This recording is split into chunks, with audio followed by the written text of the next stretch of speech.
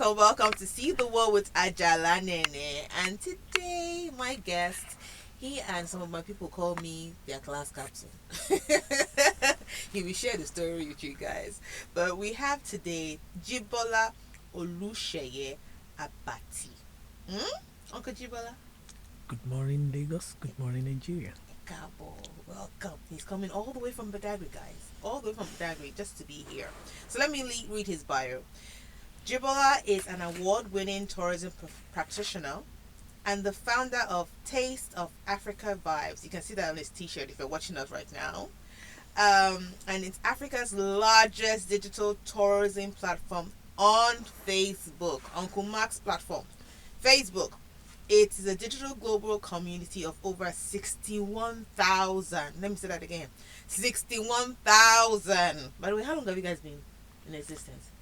We started during the COVID 2020. 2020, later around. Those how many? Hey, God, 61,000. Me, I'm still struggling like, is it 2,000 followers? And they are active. It's not just that they're 61,000, they're active people in that community. And they are more of African travelers. People who want to explore, who are exploring Africa. They are storytellers and content creators, changing the narratives about Africa for good through digital tourism. Oga Jibola. Present. Welcome. Thank you. So let's start. How did you get here? Why the tourism space? For me, first and foremost, once again, I'll say good morning, house. Good morning, Lagos. Good morning, Nigeria. I'm happy to be here and thanks for the invite. I want to say a big thanks to everyone who have really been part of my journey so far, including my host here, aka class captain. Thanks for the support. So the journey started 2015. One thing about me is two things. Well, let me say three things. I love meeting people. I love exploring new places. I love nature. I can't survive in big city where there are skyscrapers. That I ran to exactly. to So Badagry. exactly. So 2010 I left because all my life has been in the city, but then I have to move because I feel I function well when I'm closer to nature. Well, 2015 I had the opportunity to start looking into tourism space. Okay. While I was still nursing it, after a lot of try and error with life, careers, going into agriculture, fishery, it went down, going to real estate in the local setting. So I felt, then 2016, I had the opportunity to travel from Lagos to Cross River by road.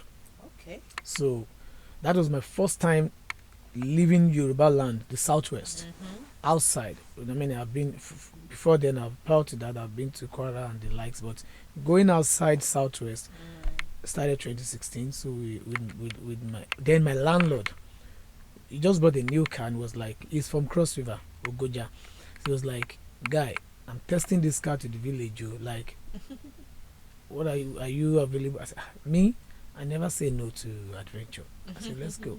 So we went together. Then I was able to, because from his village to Obudu, then Obudu was still functional. We went and some other rivers around. Then I was able to, then I love pictures. Like, when it comes to pictures, I think it's like I'm addicted to it. I snap anything, everything. And when I'm done for the day, I sit back to look at what have I taken. Sometimes I see two goat fighting, I'll snap. Chicken fighting, lizard. Those things that people don't see, don't give attention to.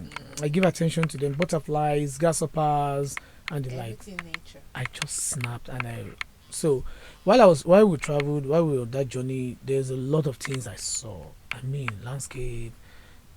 There's one place we passed around that Enugu. I've forgotten that place. Very lovely. In fact, the picture I took was as if I was like, am I sure I'm still in Nigeria? Is this not Europe? So those things started giving me inspiration to like, okay, so we have beautiful places across in Nigeria. Then when I came back, 2017, I started reaching out to schools for excursion. I just pick it upon myself that I think I love this, so I'll go to schools. Even then, I don't have the full idea. I just know that being a Lagosian, and I know barely every hook and corner.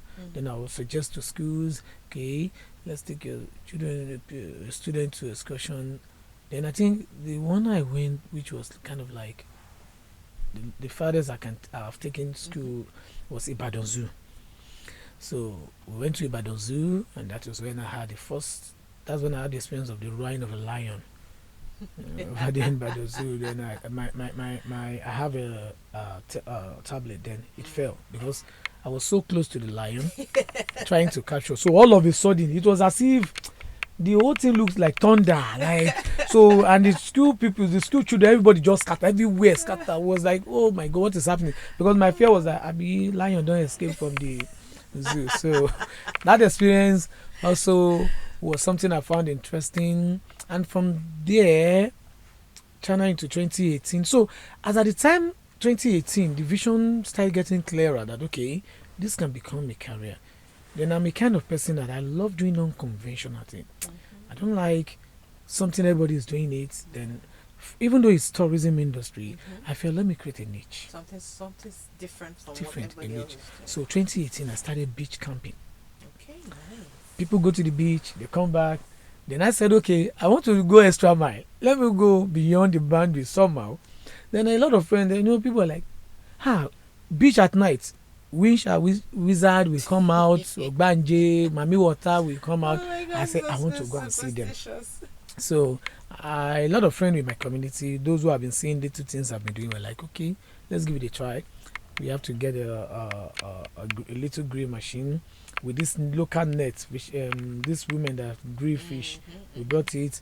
We brought some fishes and then potato chips, ball, everything. Speaker with Emmanuel was with me. So together we went. So we were there. Everybody were looking at. People were leaving the beach. We were coming. They were like, "What's going on? Are these people cultists? So you guys actually cultists? Hey, what are they here? What have they come here? Did you guys actually put tents and then sleep? Then there was no tent, but we came with mats. Okay, you guys. And then we set tables and the likes. Okay. But it was fun. We have lighting, music, very calm. Over? No, so that was the first time. Okay. So around 8 p.m., 9 p.m. we left. Okay. I felt so. I was waiting for people's reply. Sorry, but by then had you actually created your company yet? So as at that time, I was just as at 2018, I started 2017. I Travels and Tour. I started it before I started with Golden Travel Adventure. Okay. But I felt no, I Travel. And where did I get that inspiration from? Sterling Bank. My bank and I. So I love the Sterling Bank advert so much that I just picked that I because the definition of my bank and I is like a body attending to one person. So I felt okay, my tourism can take care of individual, even in the midst of the group. So that's where the I Travels. I call it. So my bank. Okay, so let's stop there. How then did you transition to Taste of Africa vibes? Because that's what I really know you are. Yes, right? yes. But that's a big change. That's a big turning what point. was that slip that got you there? It was the COVID lockdown. Okay. Why the passion was there already, growing. The interest is there. We are now manifesting. So prior to COVID, I was like, okay, I have people who have now been coming from outside the country coming into. So I need to mention this, that in 2016, I had my first foreign client, a travel nurse from New York. Okay. So she got me through Facebook. Nice. She's been seeing my picture and she was like, okay, through a link of a friend in Ghana, the Ghanaian guy was like, I have somebody in Nigeria who can take care of it. I think it's responsible. And I will use that opportunity to say this. Be responsible online. Yep. Say that again. Be responsible online. Thank you. Much as you want to catch cruise, but still be responsible with it. If I can I give an experience there, because this thing you're saying is true. When I started my blog I started blogging for tourism specific. I've been blogging for like 15 years and all, but I started with the tourism one, like say 7 years ago. Okay. What I did was that I didn't want to be a tour operator or a travel agent, just like you. I like to be unconventional. So I was like, what can I do instead? I started reaching out to tour operators like Social Perfect, Niger Norman, TVP Adventures, and I interviewed them, asked them, why did you become a tour operator? What are you doing? And I put it on my blog. Wow. Like 2-3 years later, I got an email from someone through my blog asking that I want to come to Nigeria. I've been wanting to come to Nigeria for years, but I just don't know a tour operator I can trust. I was just googling, and your blog came up, and I saw some names of different tour operators. Who can you recommend from these people to do? I was like, wow, this is nice. I reached out to TVP Adventures, Okay. gave him the details. Reached out to her. He reached out to me, say February 20, was it 2018 or 2019? By December that year, through TVP Adventures, he came to Nigeria. And he was so amazing. I'm bringing my people. I need them to come and see. So if I wasn't doing that and writing the right stories, if I did not know tour operators that could bring him there, because he's been looking for a tour operator for years. Yes. So that thing about being responsible online is very important, because very there's so many important. scammers there. Yes. So I have to be careful. So, fast tracking it, when the lady came, she was one who taught me hashtag. I never knew anything about hashtag, or maybe nice. I don't. She was one. When she came, that would be my first foreign job. You know, earning $50 then was like jackpot for me. The situation was so, I was so nervous. Like, first time foreigner is coming to the country, a black, even though she's a black lady, but then we had a good time. She noticed I was jerking. She noticed. She was just like, calm down. This is me. I just want to see Nigeria. I just want to go here. So we went to some places within the mainland, the Ikeja, Fela, and City Mall. We had coffee. And so I think it's also important to be honest to what you don't know. Don't tell people because you don't want to lose customer then what you don't know. Because she asked me, I said, see, this I don't know. This I can do. So, and then we had a good deal, and then it all went well. So coming to Taste of Africa, when lockdown came, prior to then, I was about to take a group of 10 people to Cape Verde. The package was around 450,000, flights, everything, and boom, lockdown came. 5 people already paid me. So somewhere like 3 people, I was like, let me return people's money. So 2 among them was like, hold the money. Lockdown will soon go. I said, if you give me this money, please let me return the money. When all is packed in them. Thank God I did. Thank God you did. Look at Almost 2 years of recuperating. But we're still recuperating. But then, because I have been looking into a lot of African countries, before lockdown I created African Travel, African Attraction Adventure, AAA. I partnered with a lady in the US who came to Nigeria. She came to Nigeria then through me. Yes. Now look, let's start a community whereby we can be bringing African diaspora to diaspora to Africa to explore stuff like that. Can you fast forward to how you guys got to this level and the 1,000 followers? Is that part of it? So at the point, the deal didn't work out. Okay. Due to some factors, so we parted. We're still talking, but we just parted with. So I have to just go on my own, and I started from WhatsApp quiz during the lockdown. So I told people that okay, we won't just allow the tourism sector to die like that. Let's keep on whetting people's appetite by asking tourism questions. The tallest mountain, the highest mountain in Africa, blah blah blah. And people were responding. In fact, there are some people within the Nigerian tourism space that joined the WhatsApp group. So from there, I created Taste of Africa with 10 people. 10 as at August 1st, 2020. Okay. 10. How did you guys now move to Facebook? So I created that on Facebook. Also. We already have 60 something on WhatsApp. Okay. But on Facebook, we started with 10 people. Okay. And then I just said, okay, this community is where we want to share. You've been to Africa before, you're anticipating to go to Africa, share your picture, share your story. People start sharing. So before you know it, somebody will tell somebody this. So what I don't give room for is negativity. No room for that. No government has killed somebody. This country is fighting this. Religious, one man of God. No. 2 things, politics and religion. We don't give room for that. Okay. Strictly tourism. And you have to tell something beautiful about Africa. It could be persons, it could be a brand, it could be a place, it could be nature, it could So be. did you do anything to increase the followership, or it was just referrals and people just Till date, it's recommending? organic. Beautiful. Till date. Beautiful. I think it has to do with how I'm able to be in charge with let them see my vision. Okay. I'm always on the online in the Okay. group. So every day I serve a reminder. I let them know this is why we are here. Don't forget. So even when there are some members who want to, a lot of people will come into my inbox. Oh, why do you allow white people to be in the community? Why are you allowing so? That was one of the biggest challenge. To have a community of 61,000 of even the so-called Black Americans, they understand it. So there is this kind of hate red, and I'll try to let them know. I'm not saying that is not happening. Oh, we should let people know there are people, they are killing people in Congo, they are killing people. Fine. I think we've had enough of the media doing that. Thank you very much. BBC, CNN, they are doing it. So for me, everywhere, I can't create a platform, buy data, and have a sleepless night to come and share bad news. No, now. So you did your very best to make sure that nobody was sharing negative part. At all. Leave that to the media to do. Even in the comments. Once you comment, we block you. Beautiful. So that's the everyone policy. Was strictly exactly. All right. So let's go further. You ended up getting the opportunity to be among the 2022 Facebook Accelerator Program, and you're now a Meta Leaders Network member. Please, how did that happen? Was it because of this group? Well, when Facebook, there's a group called Portfolio 9, owned by Philip Udochi. The man is based in Abuja.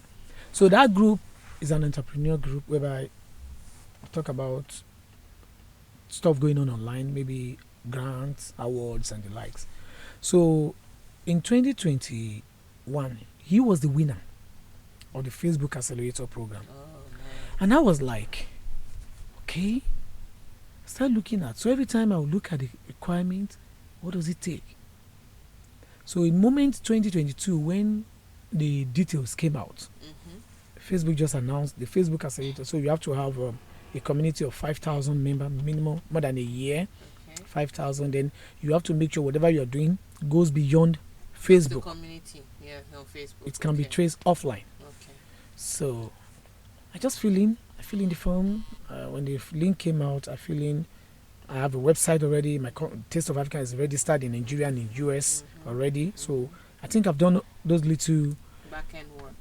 Exactly. So I submitted.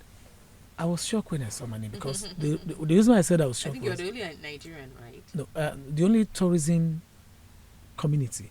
Okay. Facebook selected 16 in sub-Saharan Africa, 6 from Nigeria. Oh, nice. 6. So you are the only tourist. And I have the least community member. The rest have 500,000, 1 million. My community then was just 20,000 as of 2022. Don't say those 20. Some people are still struggling with it. So it was just 20,000. But I think one thing I was able to, because after that's the question I want to ask. What I was did you selected, learn from it, and how did they help you with your tourism business? So when I saw a mail that I've been selected, then you have to undergo some stages like interview. So I met with some Meta rep. They scheduled me. They asked me a question. What move you?